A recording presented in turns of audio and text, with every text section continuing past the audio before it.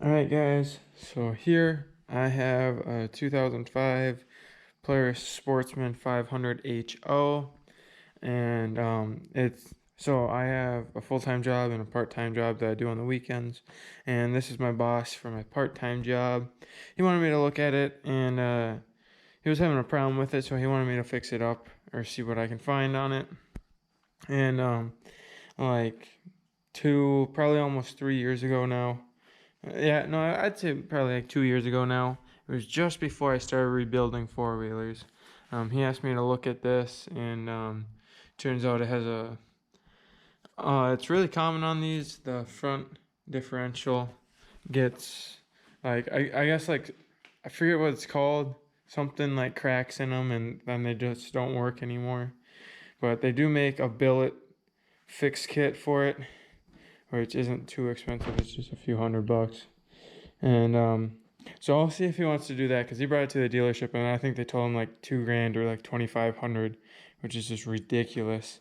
I could do it for a lot less than that. So, well, that's obviously the labor of like the hourly rate of what a dealer is too. But anyways, so the problem was I was driving for like a half an hour, maybe an hour, right around there, and then when I was riding it, and then I'd give it throttle, like it took a half an hour to do this, and every now and then when I'd give it throttle, it would just like sputter and like bog, like just like cut out, but like it wouldn't fully cut out, it would just like sputter. And it was like it was breaking up basically. So I'm gonna go ahead and clean out the carburetor and hot tank it so that it gets everything, in case it's dirty and all that. And I think he's actually gonna need it back this week because he has a landscaping business. So for now, that's all I'm gonna do. But this thing also needs inner tie rod ends up there. It needs ball joints because when I had it up, they were loose. It needs this caliper because the bleeder isn't working, which I believe it's the bleeder or the caliper making it not have fluid come out. I could look further into it, but the brake pads are getting low, and then the front differential, of course, and then the tires. It's definitely gonna need tires soon because every tire has a plug in it, like a little gummy plug. Like there's the one for the rear tire, and this one has a plug too. Like I said, all of them do, which it actually has air in it now, but the plug for this tire is leaking. So I don't know. I'll give him a quote for all new tires, but I haven't looked that up yet because I needed to get the sizes. But well, I did look a little bit, but these are 26s, so I gotta see how much those are. And just it's gonna need a tune-up too, air filter. Might as well do a spark plug, fuel filter, and change the oil and all that. And so I'm just gonna start with the carburetor for now, and go from there. Alright guys, back with the Sportsman. So here's the carburetor. I managed to get it out of there with just your basic tools. I don't have anything special, just wrenches, a screwdriver, and some sockets. And got everything disconnected right there. The choke was a little tricky, but after you undo the one little 8 mil part of it, you can kind of, well, I don't even know if you have to undo that, but you can get it with a 12 millimeter wrench, as long as yours isn't like really stuck on there for some reason. But this one came right off. So now I'm gonna take the bowl off of this carburetor and see how dirty it is, and then I'm gonna bring it out to the shop to get hot tanked. Which for that you gotta take out all the jets and everything, and the top, all the little things, and then hot tank it, and then put it all back together, put it on, and we'll see what happens. Alright guys, so I got the carburetor. This is a parts cleaner, or a hot tanker. whatever you call it. So it's in there getting cleaned. I gotta start it again. And oh, wait a second. So you guys can still hear me, but here's everything from the carburetor. Got all the jets, the needle and seat right there, and all that good stuff. The bowl. So it's just gonna be in here, soaking.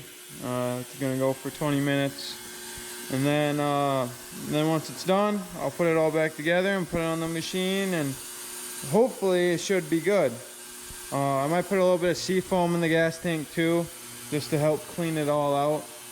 And I'm telling him that he should get a tune-up too, which will come with a fuel filter, air filter, and a spark plug, and then go from there.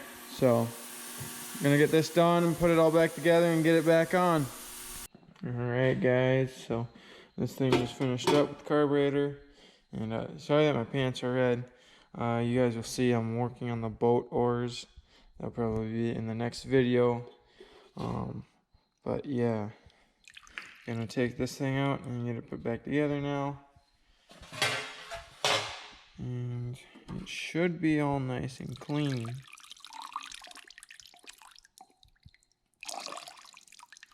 I also know that some people blow it out after they take it out.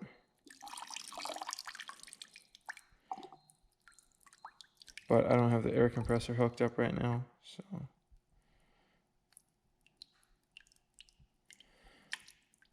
I'll see if I can find some brake cleaner, but alright, this should be pretty good.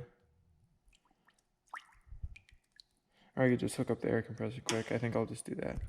So give me a second. Alright guys, so I got it all blown out and everything. And now it's time to start putting all the pieces back in.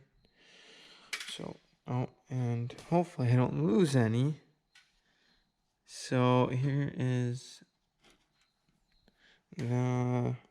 see, I'm still learning about carburetors, so I'm not sure what jet this is. This might be the mid-range jet. Not exactly sure. And this piece goes right here. And this one went right here. I want to say that this is the wide open jet. Could be wrong. Could be right. And this one should use something for lubrication so that you don't rip your seals when you put it back together. And then same with that seal right there. And then this will go on top. And then your needle will go on that little metal tab right there and just sit inside of that. And then put the bowl on and you're good to go, of course, after you tighten it all. So there you have it. It's pretty simple, not too much to it. And then you always want to make sure that your bowl gasket doesn't have any flat spots in it, which this one actually seems pretty good. I just don't want it to leak because I'm assuming he's gonna want it back so that he can use it if he needs it, and then see what he thinks, if it's still gonna act up or not. I'm hoping that it doesn't. I mean, I think I'm gonna test it out tomorrow actually after work, and give it a good ride for like an hour, and if it does fine, like after an hour, I'm gonna call it good. So here we have it. So this is just where you start. You know, you gotta make sure that the carburetor is working fine. So there wasn't actually much dirt in it at all, which is good. So that's good. So who knows? Maybe it won't fix the problem, but you always want to start with what you know, and this is what people were saying. So this is where I just picked to start. So it probably still needs a tune-up, but let me get this back together and put in, and get it tested out tomorrow. Alright, so now I'm back downstairs with the machine. I got the carburetor right here all put back together, and now it's time to get the carburetor put back in the machine and get it all put back together so I can test it out tomorrow when I get home from work. and give it a good ride and make sure that, well, to see if it even fixed the problem or if it might be related to something else. So I'm gonna get it put in. Alright guys, so I got it all put back together now. It actually didn't take that long at all, maybe like 15-20 minutes. All in all, you could have the carburetor out, and in minus the cleaning part, you could just work like 30 minutes to 40 minutes, like under an hour for sure. But I don't know if that's gonna fix the problem or not. It could be something else, but it starts right up, and it's always started up and idled fine. It's just after a while it'll start acting up, and then what he told me is then it gets to a point where it doesn't even want to move anymore, which I don't know what that's all about. I only had it breaking up on me when I was riding it, but then again that still wasn't even like consistent. It would just be like it would do it and then it would just go away for some reason, and then it was hard for it to do it. There was no like definite cause, so I don't know. We'll see if that did anything, and then if not, have to look for something else. But there's also other work that needs to be done to it, like I was saying. It'd be cool to work on a front differential. I'd be down to try and figure that out and work on that. I think that would be fun. And then definitely needs a few other things, nothing major really. I mean, it still runs after all. It's just, I mean, it'll act up, so just gotta test it out and see how that goes. So until tomorrow.